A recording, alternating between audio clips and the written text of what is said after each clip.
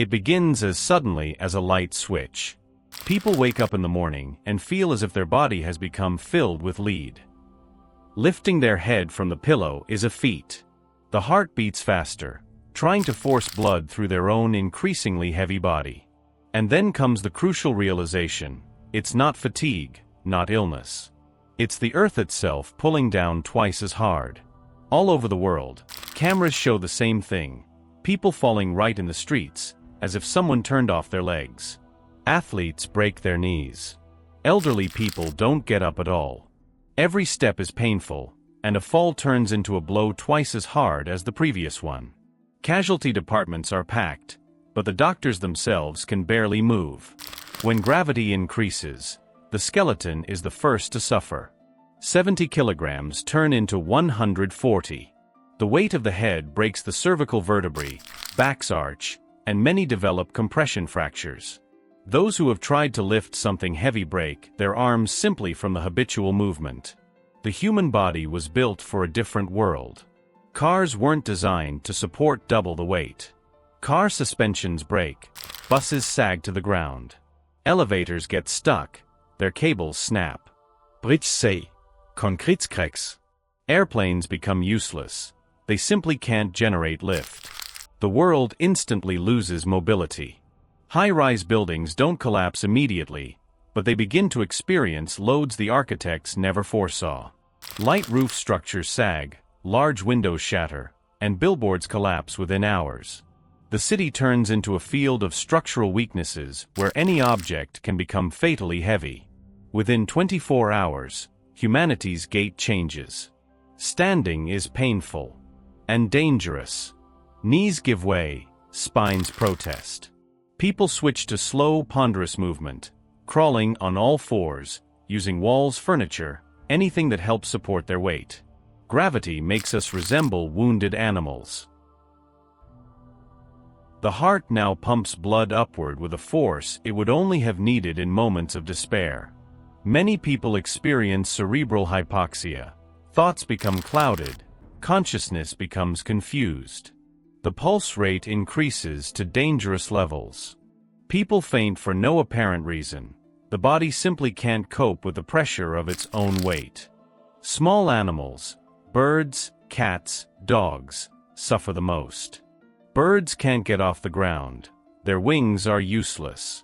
Fish suffocate within their own bodies because the water pressure increases.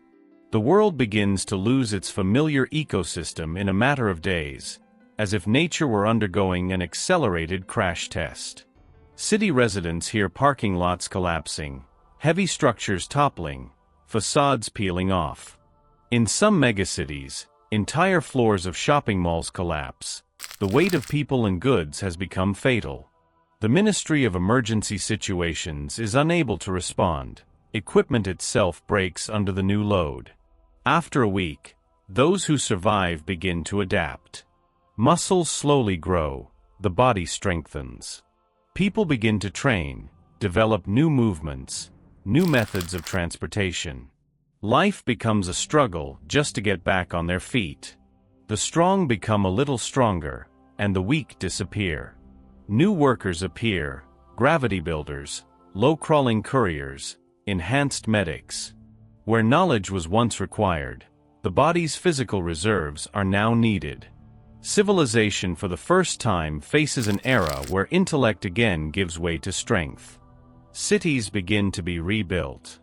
All buildings are lowered. All structures are thickened. Lightweight materials disappear. Only the densest and most durable are used. Elevators are no longer trusted. Creeping ramps stretch across buildings, allowing slow ascents along inclined corridors. The architecture of the planet changes forever. Plants don't grow. Their stems break under their own weight. Seedlings bend toward the ground. Grains crack. Tractors don't move. Equipment breaks down. People suddenly realize the world may not be able to feed itself. The battle for new ways to grow food begins. In underground greenhouses, hydroponics, fortified farms. Cars are no longer efficient. Bicycles are useless. People are creating new, stable platforms, heavy electric crawlers, low-slung carts, vehicles resembling tanks without turrets. All vehicles are becoming slow and low. Speed is the luxury of the last century. Decades later, evolution begins to show its teeth. Children are born shorter, broader in the shoulders, with denser bones. Gravity is forcing humanity to change its appearance. We are slowly transforming into a stocky, sturdy species, built not for jumping, but to survive under pressure. Every building is now a concrete fortress. Roofs are low, ceilings pressed down from above, structures are 4 times thicker. People live closer to the ground, closer to the center of gravity, closer to the world that has forced them to crouch forever. Rockets cannot take off. Even the most powerful engines cannot overcome the double thrust. Humanity is forever tied to Earth, as if the planet has squeezed us with its invisible chains. Dreams of Mars, colonies, and stars dissolve into silence. Objects seem different. The ball doesn't bounce, but falls like a stone. A glass of water looks stable, but it weighs like a weight. Every gesture, movement, turn of the head requires energy. People learn to value every action that once seemed automatic. Physicists are going crazy with data. The mass of the Earth hasn't changed. The density hasn't changed. But gravity is different. Models are crumbling. Newton's laws are proving insufficient. The world understands. It never fully understood its own reality. Jumping is gone forever. But heavy gravity sports are emerging. Crawling competitions, weight-carrying competitions, standing posture competitions. People begin to compete not in speed, but in endurance. Those who have adapted more strongly begin to live better. They can work, move, build. Those who cannot withstand the new physical reality find themselves on the brink of extinction. Humanity is once again divided, not by wealth, but by body size. Some begin to worship gravity itself. It is considered the highest force that has forced humanity to bow. Temples of pressure, rituals of standing, and reclining meditations emerge. People seek meaning in what crushes them. Decades later, humanity finds a solution, not to weaken gravity, but to build a world in which it is no longer an enemy. New materials, new construction methods, new principles of medicine. People become living machines, a species reforged by the planet itself. Now the world looks completely different. People are shorter, stronger, slower, but more resilient than ever. We lost lightness, but gained resilience. We lost speed, but gained survival. Gravity broke civilization, but created a new kind of humanity, adapted, tenacious, hardened by its own weight. When most cities collapse, the surviving zones become a network of underground shelters. People begin to retreat deeper. There, the pressure of the Earth's layers partially compensates for the doubled gravity, facilitating movement. Gravity catacombs appear, entire underground settlements with streets carved into rock and ceilings reinforced with steel arches. Life resembles a cross between a mine and a metropolis. Artificial light, endless tunnels, oxygen distribution stations. Only those capable of withstanding the monstrous pressure, the strongest, the genetically adapted, or the desperate, remain on the surface. Two worlds are formed in parallel. The underground, quiet, technological, and surviving. The surface, wild, heavy, shattered by the elements of gravity. With double the weight, life becomes a constant struggle with one's own body. Joints crack, spines suffer, internal organs work to the limit.